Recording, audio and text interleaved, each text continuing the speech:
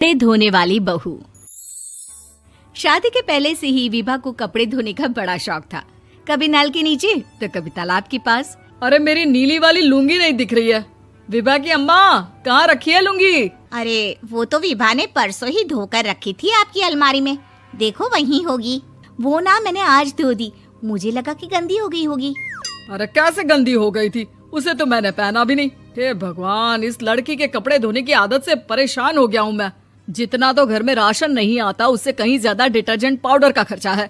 इसकी शादी करवा दो, शादी जाए अपने घर में ही करे काम, फिर चाहे घर के कपड़े धोने हो या पूरे गांव के। हाँ ठीक बोल रही हूँ, देखता हूँ मैं कोई लड़का। वो दिन भी आ जाता है जब विभा को देखने लड़के वाले आ जाते हैं। लड़की मुझे अच्छी लगी। होने वाली सास कहती है, बेटी अगर कुछ पूछना है तो पूछ लो। वैसे तो हमारी लड़की बहुत ही शर्मीली है, जो बोल दो वो मान लेती है, इसे क्या पूछना होगा। अरे कैसी बात कर रही हो माँ, मुझे इन लोगों के घर रहना है, सवाल तो कई है। हाँ हाँ बेटा पूछ लो ना, क्या पूछना है। आप लोगों के घर कपड़े कौन धोता है? सास का मुंह बन जाता है। देखो अगर तुम ये कहना चाहती हो कि तुम्हें कपड़े धोने नहीं आते तो सुन लो, कपड़े मैं ही धोती हूँ, लेकिन तुम्हारे आ जाने के बाद मैं रुमाल तक नहीं धोऊंगी। अरे चुप रहना भाग्यवान, बहू बेचारी घर आई नहीं, उसे डराना शुरू कर दिया। वो क्या है ना बिटिया, अभी तक तो ये कल्लू की माँ ही धोती थी, लेकिन अब तुम्हारे पापा तो दहेज में वॉशिंग मशीन देंगे ही। तभी विभा की माँ बोल पड़ती है, सवाल भी पूछा तो क्या। वैसे भाई साहब, मशीन की तो फिर भी कपड़े धोने की कैपेसिटी होती है। मतलब जो बिटिया दे रहे हैं ना विभा, इसे कपड़े धोने का बहुत शौक है। ये आप लोगों के क्या, आस पड़ोस गांव मोहल्ले सबके कपड़े धो दे और उफ तक ना करे। बाहर देखा नहीं आपने कितने कपड़े सूख रहे हैं, सब हमारी बिटिया ने ही तो धोए हैं। बस भी करो ना माँ, शर्म आ रही इतनी तारीफ सुनकर। और तो और एक दाग निकाल कर दिखाओ तो मान जाओ। हाँ अच्छा माफ करना बेटा, मैंने गलत समझा, हमें तो रिश्ता बहुत पसंद है।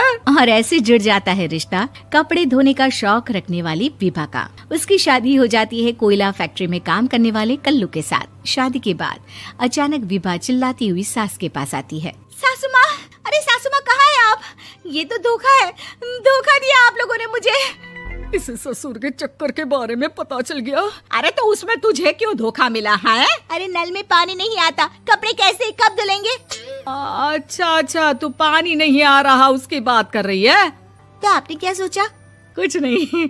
अच्छा तेरी माँ ने कहा था कि कपड़े धोने का शौक है तुझे, याद आया मुझे। शौक बोलकर कपड़े धोने वाले मेरे जुनून को कम ना आके सासू माँ, कपड़ा धोना मेरा गुरूर है।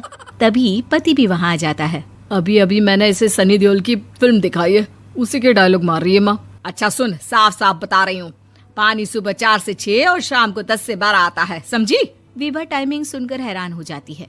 ये क्या भूतों का मोहल्ला है?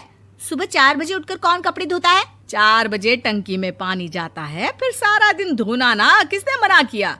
अरे कैसी बात कर रही हैं? 200 लीटर की टंकी में कितने कपड़े धो लूंगी मैं, सुबह ही उठ जाऊंगी मैं। अब क्या था, विभा सुबह 4 से लेकर रात के 12 बजे तक कपड़े ही धोती रहती। एक रोज सास पड़ोस से निकलकर कहीं जा रही होती है कि साथ वाली कहती है, हाँ कल्लू की माँ, जरा ये बताओ कि 2 साड़ी है, 2 ब्लाउज और एक पेटीकोट और एक नाड़े वाला लंबा कच्छा। हाँ तो? अरे तो क्या, कितना लोगी धुलाई ये बताओ। धोबन दिख रहे हैं हम क्या? हमारे पति सरकारी नौकरी से अभी रिटायर हुए हैं और बेटा सुपरवाइजर है कोयला फैक्ट्री में। धोबन समझ रखा है हमें? हाय रे कल्लू की अम्मा, माफ कर दो, वो तो मोहल्ले में यही सब बता रहे थे कि तुमने बहू को कपड़ा धुलवाने के काम में लगा दिया है। सास को पड़ोसन की बात सुनकर गुस्सा आ जाता है। वो घर पहुंचती है जहां घर के बाहर ही इतने सारे कपड़े सूख रहे होते हैं जितने कि किसी धोबन के घर पर। अरे ओ कल्लू की दुल्हन, बाहर निकल। माँ जी यहीं आ जाओ, बाथरूम में चादर धो रहे हैं हम। अरे अभी हम धोते हैं, तुमको बाहर निकलो। ये आस पड़ोस वाले बोल रहे हैं कि हम बहू से कपड़े धुलवा कर उसे कपड़ा धोने वाली बना दिए हैं। अरे छोड़ो ना माँ जी, किन लोगों की बातों में आती हो? आस पास के लोगों का तो काम ही होता है कि वो किसी तरह सास बहू को लड़ा दे।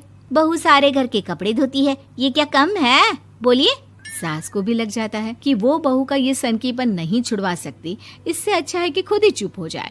एक रोज सास और बहू मंदिर जाते हैं, जहाँ सास की साड़ी वहाँ खड़ी भीख मांगने वाली से मिलती है। माँ जी क्या बात है, आपकी साड़ी उस भिखारन से कितनी मिल रही है ना? हाँ हाँ देखो तो, दोनों की साड़ी मिल रही है। क्या बात है कल्लू की अम्मा, तुम खुद को तो अफसर की बीवी बताती हो और ऐसी सिंपल सी प्लेन साड़ी पहनकर घूमती हो। सिंपल और प्लेन नहीं है ये साड़ी। तो क्या सोने के धागे से फूल बने हैं? कुछ भी सासू माँ, कुछ भी। हाँ बने थे इस साड़ी में सोने के धागे से फूल। मेरे पति लेकर आए थे मद्रास से स्पेशली मेरे लिए 10,000 की। ताहे भाई साहब इस भिखारन के लिए भी सेम टू सेम साड़ी लेकर आए होंगे 10,000 की। सास उस वक्त तो कुछ नहीं कहती, लेकिन बहू के साथ घर आती है और अलमारी से एल्बम निकाल कर लाती है। ये साड़ी देख रही है, ये वही साड़ी है जिसे मैंने अभी पहना था।